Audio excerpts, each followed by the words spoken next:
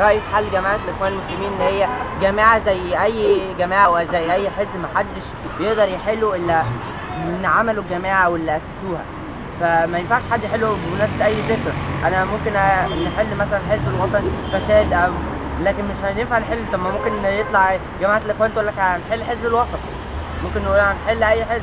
فالاستقلالية الحزبية إن الحزب هو اللي يقدر يحل نفسه، مش إن أي جهة تقدر تفرض عليه إن هو يحل نفسه. حصل بعد الثورة، يعني الثورة زي ما هي الناس كلها بتفكر، يعني كل التفكير في الناس دلوقتي زمن حسني مبارك يرجع تاني.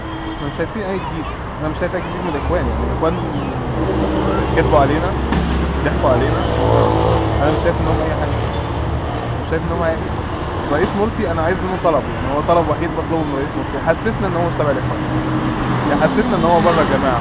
هو استقال من الجماعه واستقال من الحزب واستقال وعمل حاجات كتير، بس هو مش محسسنا ده. لو حسسنا ان هو واحد مننا هيكون احسن كتير، هيكون احسن كتير جدا.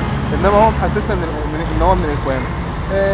البلتاجي بيتكلم، العريان بيتكلم، فلان بيتكلم. مين دول في مصر؟ مين دول يا ست الرئيس؟ انا عايز اعرف فين الرئيس محمد مرسي. الرئيس محمد مرسي يحسسنا ان هو فرد من الشعب المصري، مش فرد من جماعه الاخوان المسلمين. هي دي الثوره جت عشان تغير، مش عشان تجيب حزب وطني.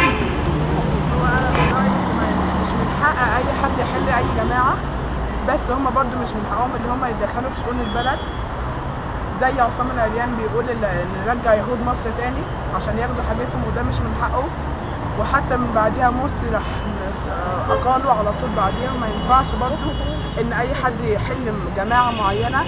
والنهارده امبارح برضو بيقولوا جماعه الاخوان اعتدت على الاتحاديه، ده برضو مش مؤكد ان هو جماعه الاخوان بجد ولا جماعه ثانيه.